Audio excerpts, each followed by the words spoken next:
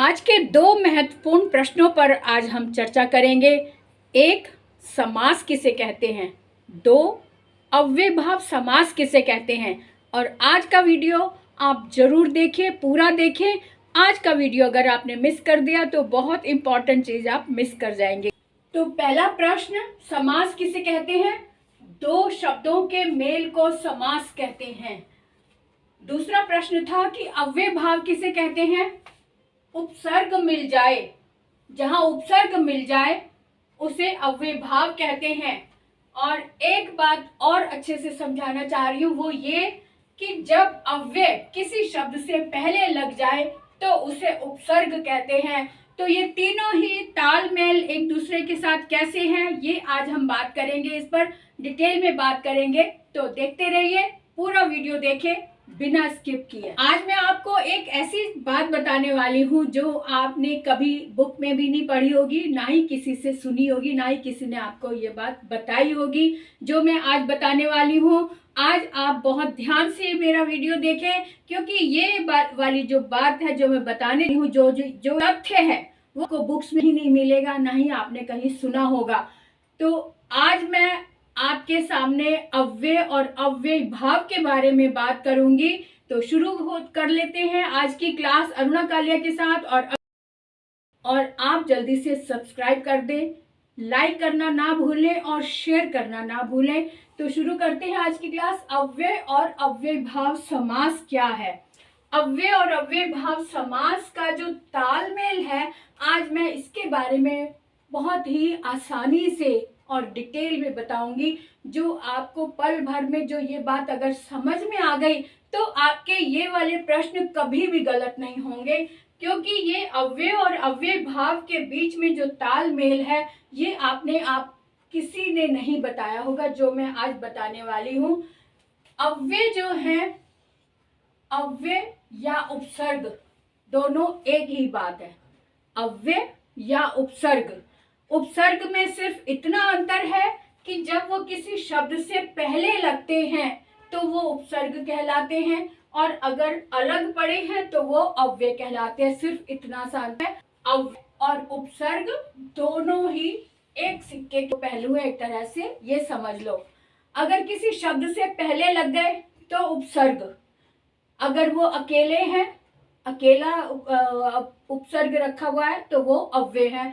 क्योंकि अव्यय की परिभाषा ये है कि अव्यय शब्द जो है वो बदलता नहीं है, एज इट इज रहता है, और जिस शब्द में लग जाता है वो शब्द ही पूरा अव्यय हो जाता है। और अव्ययभाव समास के साथ कैसे कनेक्टेड है ये भी देख लेते हैं। अव्यय जिस शब्द में लग जाता है वो पूरा का पूरा शब्द ही अव्यय हो जाता है। लेकिन क्योंकि वहां दो शब्द हैं, समास दो शब्दों से बनता है, समास दो शब्दों से मिलकर बनता है, इसलिए यहाँ पर अगर उपसर्ग लग गया यानी कि अव्यय लग गया किसी शब्द से पहले तो वो दो शब्द हो गए, और दो शब्द होने के कारण वो अव्ययभाव समास है। अव्ययभाव समास इसलिए है क्योंकि उसमें अव्यय लगा हुआ है, अव्यय उपसर्ग के रूप में लगा हुआ है। ये बात क्लियर हो गई ना। जो अव्यय है वही उपसर्ग है, लेकिन उपसर्ग तब कहलाता है जब किसी शब्द से पहले लगता है, और जब किसी शब्द से पहले उपसर्ग लग जाता है तो वो पूरा का पूरा शब्द ही अव्यय कहलाता है, और अव्यय होने के कारण वो अव्ययभाव कहलाता है। अव्ययभाव तब बनता है जब दो शब्द मिल जाते हैं, यथा शक्ति। अब जैसे ये यथा है तो यथा जहां जहां मिल गया वो सारे शब्दों को उसने अव्यय बना दिया। अव्यय बना दिया इसलिए वो, क्योंकि वहां दो शब्द बन गए, इसलिए अव्यय तो वो है ही, लेकिन दो शब्द के मिलने के कारण वो अव्ययभाव समास भी बन गया। यथा शक्ति, शक्ति के अनुसार। जब हम इसको विग्रह करेंगे तो यथा प्लस शक्ति यानी शक्ति के अनुसार। यथा विधि, विधि के अनुसार। यथा सामर्थ्य, सामर्थ्य के अनुसार। तो जब दो शब्द मिल गए, दो शब्दों को जब हमने अलग अलग किया या जोड़ा तो वो समास का एक रूप है। समास का रूप तब है, और वो समास पहचानने में आसानी इसलिए होती है क्योंकि वहां उपसर्ग लगा हुआ है अव्यय के रूप में, जहां अव्यय के रूप में उपसर्ग लगा है वो अव्ययभाव समास। यथा विधि का विग्रह क्या हुआ? विधि के अनुसार। यथा सामर्थ्य, सामर्थ्य के अनुसार। यथा मति, मति के अनुसार। तो ये शब्द, ये यथा उपसर्ग है, यथा अव्यय है, और यथा जहां जहां भी लगा है इन सारे शब्दों को उसने अव्यय बना दिया। लेकिन वहां दो शब्द हैं इसलिए वो अव्ययभाव समास है।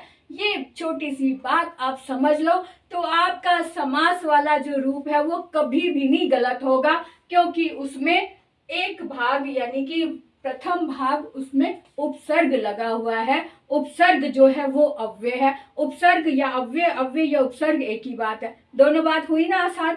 बहुत ही आसानी से ये बात आप समझ सकते हैं। इसी तरह से आ देख लेंगे, आ उपसर्ग, उपसर्ग के रूप में जब यहाँ लग गया तो वो उपसर्ग हो गया, लेकिन अलग पड़ा है तो वो अव्यय है। ये अव्यय की पहचान ये होती है कि वो जैसा शब्द है वैसे उसमें कोई परिवर्तन नहीं होता। जब किसी के साथ जुड़ गया तो उस शब्द को भी उसने अव्यय बना दिया। ये छोटी सी बात आप समझ लो कि अव्यय जिसमें लग गया वो पूरा का पूरा पाठ ही अव्यय बन गया। अव्यय इसमें बन गया आजन्म। कभी आपने आजीव या आजन्म को आजन्मो, आजीवनो इस तरह से शब्द पढ़ा है? कभी नहीं पढ़ा ना, क्योंकि ये अव्यय बन गया पूरा का पूरा। लेकिन दो शब्द हैं, प्रत्यय और शब्द मिलकर बना है, इसलिए ये अव्ययभाव समास हो गया।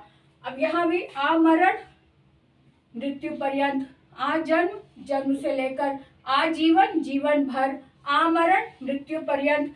तो ये आ उपसर्ग जहां लग गया वो पूरा का पूरा शब्दांश ही अव्यय बन गया। और क्योंकि वहां दो शब्द हो गए, एक उपसर्ग और प्लस शब्द है, तो इसलिए वो अव्ययभाव समास है। अब यहाँ प्रति भी देख लेते हैं। प्रति उपसर्ग, प्रति अव्यय जहां लग गया वो प्रतिदिन हो गया। प्रति अव्यय जहां लग गया वो प्रत्येक हो गया।